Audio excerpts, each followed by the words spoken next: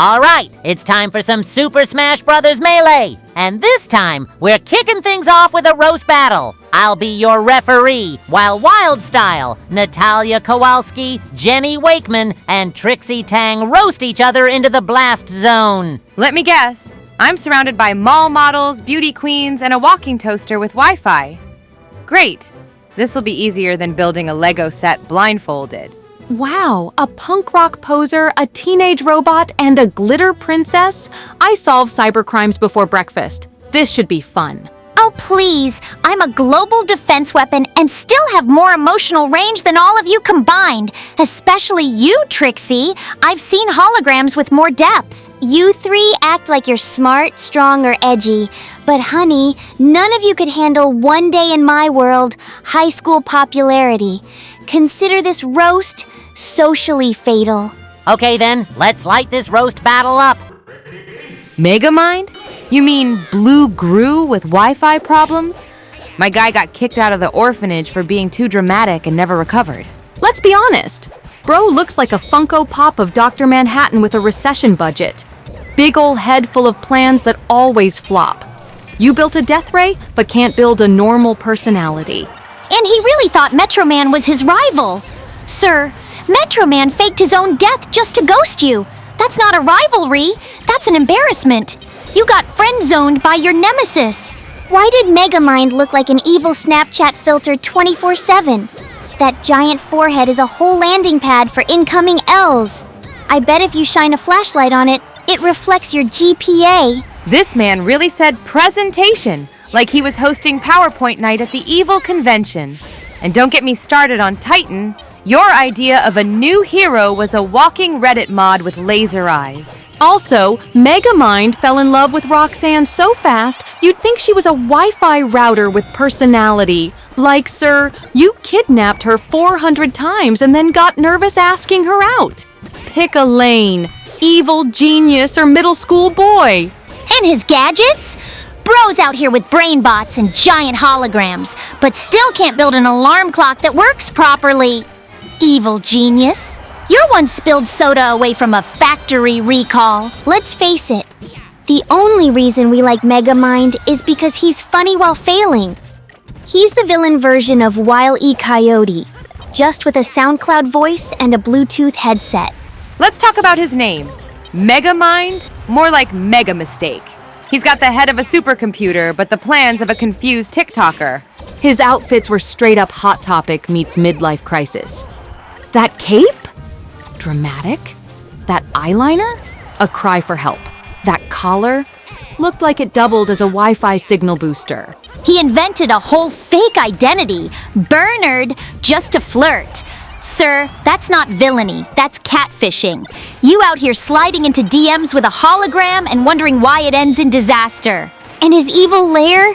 Bro had lava pits, giant TVs, flying chairs, but his security system still lets Roxanne walk in like it's a Target store. He tried to be a hero once and immediately made things worse. Metro City was safer when he was a villain.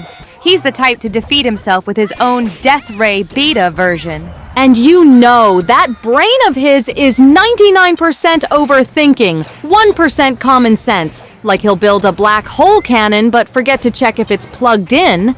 His plans always fail because he explains them for 10 minutes first. Sir, this isn't a TED Talk. Just press the evil button and go. All right, time's running out. And it looks like Trixie Tang has roasted her way to the top. She wins the roast battle. I didn't just win, I owned this roast. Next time, bring better material and better shoes. So, should we move on to the next round, or are you all too scorched to continue? Alrighty then, strap in, because we're heading into the next round. Robots? More like rebooted Tin Cans, the movie. The whole film looked like it was rendered on a toaster with Windows XP and trauma. Rodney Copperbottom? This man really chased his dreams like a blue Home Depot mascot with daddy issues. Your whole plan was to meet Big Weld, but bro didn't even know you existed. That's not a dream. That's a parasocial relationship. And don't even get me started on Fender. Robin Williams did his best. But that robot was basically Donkey in disguise, if Donkey was made of loose IKEA screws and Red Bull. Every time he spoke, I lost 3 brain cells and a spark plug. Let's talk about the villain. Ratchet really said, upgrade or get out. Like, sir, you're a shiny vacuum cleaner with mommy issues. Sit down before someone uninstalls you. And Big Weld? He was just a glorified bowling ball with depression, built a whole robot empire, and then dipped like, y'all got this! No, we don't, Bubblehead! Let's be real. The whole upgrade versus spare parts plot was just one big allegory for capitalism in a metal skin. But y'all made it for kids? Ain't nobody trying to unpack late-stage economic collapse at age 8. Also, how you gonna make a movie about robots and still make it feel dusty? The color grading looked like it was done with a rust filter. The vibe was Nickelodeon Slime Factory after a power outage. The only thing keeping this movie alive is that weirdly catchy dance number at the end. Y'all just threw in some Britney Spears and a conga line and hoped we'd forget the plot was held together by duct tape and WD-40. You know what else bugs me? Aunt Fanny. Like girl. They really named her that because she had a big butt. That's it. That's the joke. Pixar gives us depth. DreamWorks gives us satire. Robots gives us a literal butt joke in IMAX. They had an entire butt gag orchestra scene, and y'all let that slide? It was like America's Got Flatulence in stereo. I didn't come here for plot, but I also didn't come here for a marching band of rear-end sound effects. And can we talk about the robot designs? Every character looked like they were cobbled together from a garage sale and leftover Kinects. You expect me to emotionally invest in a dude who looks like a coffee grinder with depression?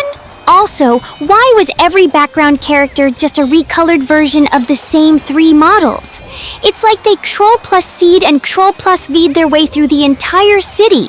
Metro City, more like laggy Rendertown. And the animation hasn't aged well either. You pause at any frame and everyone looks like they're either screaming or buffering in 240p. All right, we're down to the final 5 seconds, and once again, Trixie Tang rises to the top. That's another roast battle victory for her. Twice the battle, twice the slay. Honestly, I should start charging for these performances. So, should we just move on to the final round? Or do you all need a break to recover? Sounds good to me. Let's head into the final round and see if anyone can finally bring the heat back to Trixie. Flushed away? Girl, I wish I could flush this movie from my memory. Roddy's whole personality is posh rat who panics. You're a rich mouse in a tuxedo, not James Bond in a cheese factory. Calm down. Let's talk about the setting. The entire movie takes place in a British sewer. Like, wow, what an inspirational, glamorous setting. What's next? Flushed Away 2? Moldy Sink Adventures? And Rita? Sis had main character energy, but looked like Lola Bunny if she got stuck in a Peppa Pig reboot. She was out here stealing boats, dodging frogs, and dragging Roddy. Iconic behavior, but girl, get a comb. The villain was a toad. A literal posh, bitter, amphibious war criminal who hates rats. This man looked like he lost a role in Princess and the Frog and took it personally. And the animation? Aardman said, "Let's go 3D," and immediately lost all their charm. This movie looked like Wallace and Gromit got scanned into a Nokia N-Gauge. Why was the main conflict about a toilet flush during halftime at the World Cup? That's not a climax, that's just plumbing logistics with CGI. I didn't come here to watch mice dodge British sewage crises. The singing slugs were cute. The first time. By the 5th appearance, I was like, okay, choir boys, go sing in the bin. Y'all really said, minions but moist. This whole movie had the vibe of a wet sock with a plot. You came for laughs and left with the uncomfortable knowledge that rats canonically have jet skis in the sewer. Let's talk about Roddy's voice. Hugh Jackman tried his best, but why does every line sound like he's auditioning for Downton Abbey in the middle of a slip and slide? And the sewer city? Built entirely by rodents? With working power, bars, shops, and a functional monarchy? I'm sorry, who's paying rent? Sewer rent? Slugs for currency? And the romance between Roddy and Rita? That relationship moved faster than the drain water. Like Ma'am. You met him yesterday, and now you're ready to share your tugboat and trauma? That jammy Dodger boat got more screen time than character development. Like, wow, y'all named your ship after a snack and thought we wouldn't notice. And don't think I forgot about the frog henchmen. French stereotypes with karate moves? They really said, let's make everyone offensive and damp. This whole movie feels like it was written by someone who flushed a goldfish once and never got over it. Like, let's build an empire in the pipes and make it British for no reason. The whole climax was just save the rats from a big toilet flush. Sis, I've played mobile games with higher stakes. Angry Birds has more emotional weight than this entire script. All right, time's running out, and it looks like Trixie Tang has done it again. 3 rounds, 3 wins. She officially dominates this roast battle. Was there ever any doubt? This roast battle was just another stage, and I was born to own it. Now someone bring me a mirror and a crown. Wow, confidence level. Shopping mall mannequin meets runway diva. Congrats, Trixie! You roasted us, but you're still allergic to humility. You may have won the roast, but let's be real. You're one bad Wi-Fi connection away from a total meltdown. Enjoy the crown, your pettiness. Okay, you win. But when your ego causes a blackout in the tri-state area, don't call me to reboot the grid. Alrighty then. Anyway, guys, I guess that's it for today. Likes, comments, and subscriptions are always appreciated. And I'll catch you all next time.